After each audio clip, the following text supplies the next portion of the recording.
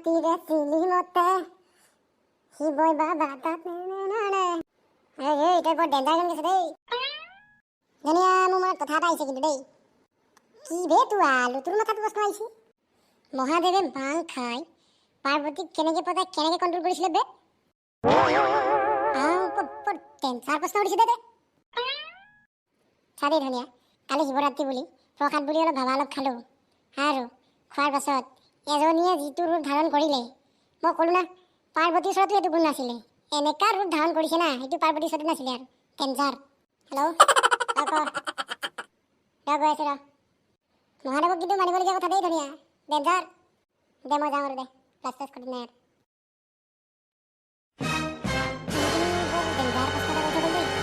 ভাবিব লগা কথা কিন্তু দেই, ডেঞ্জাৰ পাৰ্বতী লৈছে তেতিয়াহ'লে।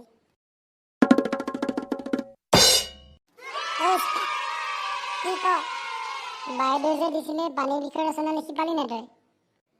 বাইদেৱে অকল পানীৰ বিষয়ে লিখি আনিবলৈ কৈছে, কি পানী সেইটো লিখি কোৱা নাই ন। মই গোটেই অকল পানী লিখি আনিলোঁ। দে কি পানী বা? দে তই ঠিকে লিখিছ দে। তই লিখি আনি পালি নাই? মোৰতো লিখাই নহ'ল কালি। কিয় বা? এইবিলাক ঢেৰ কথা। দে বাইদেউ আহিছে। তোমালোকক কালি সকলোকে পানীৰ বিষয়ে ৰচনা লিখি আনিব দিছিলোঁ, লিখি আনিলানে সকলোৱে? বাইদেউ মই আনিছোঁ। ভাল ছোৱালী। ধুনীয়া তুমি আনিলানে? বাইদেউ কালি লিখাটো নহ'ল নহয়। কালি অকল বাবাকে দেখি থাকিলোঁ আৰু শুওঁতো খাওঁতো অকল বাবাকে দেখি থাকিলোঁ। গান এটাকে গাই দিব পাৰোঁ বাৰু। এ বাবা তুমি ত্ৰিভুৱনৰ ভোলা তুমি নয়নৰ, সংগী তোমাৰ নন্দী ভঙ্গী সতী তোমাৰ মাৰ পাৰ্বতী, তুমি আজি কৈলাসৰ পতি হে ভাং খাইহে তোলা খুচনিতে তোলা, এ জটাধাৰী বলিয়া তুমি ভাং খাইহে তোলা খুচনিতে টোপোলা, জটাধাৰী বলিয়াই চুপ থাক। বলিয়া এতিয়া জটাধাৰী শিৱ নহয়, বলিয়া জটাধাৰী বলিয়া তই। গান গাব আহিছে। পানীৰ বিষয়ে তুমি কি লিখি আনিছা পঢ়ি দিয়াচোন। ঠিক আছে বাইদেউ। পানী, পানীয়ে প্ৰাণৰ প্ৰাণ। আৰম্ভণি, পানী নহ'লে আমি জীয়াই থাকিব নোৱাৰোঁ। আমাৰ লগতে গছ গছনি জীয়াই থাকিব নোৱাৰে। পানী প্ৰকাৰ, পানী হ'ল 5 প্ৰকাৰ।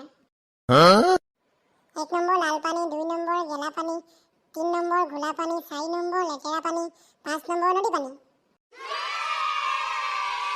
লাল পানী, লাল পানী ৰাতি হ'লে ল'ৰাসকলে আৰু পুৰুষসকলে ব্যৱহাৰ কৰে। যেতিয়া আমি নদীত বা পুখুৰীত বহুত দেৰিলৈকে গা ধুই থাকোঁ, তেতিয়া সেয়া পানী ঘোলা পানী বুলি কোৱা হয়। 3 নম্বৰ গেলা পানী, খাল বা জানত আমি লেতেৰা বস্তু যিবিলাক আমি পেলাওঁ, সেইখিনি যেতিয়া বাহিৰত ওলাই আহে বৰষুণ দিলে, তেতিয়া সেয়া গেলা পানী বুলি কোৱা হয়। 4 নম্বৰ লেতেৰা পানী, যিখিনি আমি সকলোৱে খাব নোৱাৰোঁ, সেইখিনি পানীক লেতেৰা পানী বুলি কোৱা হয়। বৰষুণ দিলে পাহাৰৰ পৰা যিখিনি পানী বৈ আহে, সেইখিনি আমি নদী পানী বুলি কোৱা হয়। হানি সিঙৰ আজটোহে পানী পানী পানী পানী দিলটোহে চানি চানি, হানি সিঙৰ আজটোহে পানী পানী গানটোত আমাৰ চানি লিয়নে অভিনয় কৰিছিল। আমাৰ ডেকাসকলৰ মাজত এতিয়াও পানী পানী গানটো জনপ্ৰিয় হৈ আছে।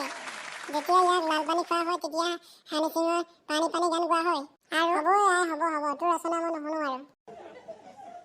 তই চব পানী পানী কৰি পেলালি আৰু নোৱাৰি আৰু দেই। বাইদেউ এইখন কিন্তু কমটি ৰচনা লিখি অনা নাই তাই, চব পানী পানী কৰি দিছে। চুপ থাক, তয়ো কম নহয়। পানীৰ বিষয়ে ৰচনা লিখি আনিছানে বুলি ক'লত আৰু কৈলাসৰ শিৱ গাবলৈ ধৰিলেহি, জটাধাৰী শিৱ নামে। আৰু কচোন তই শিৱ চকু কেইটা? আমাৰ জোতা সেইটাই হ'ব আৰু 2টা থাকিব।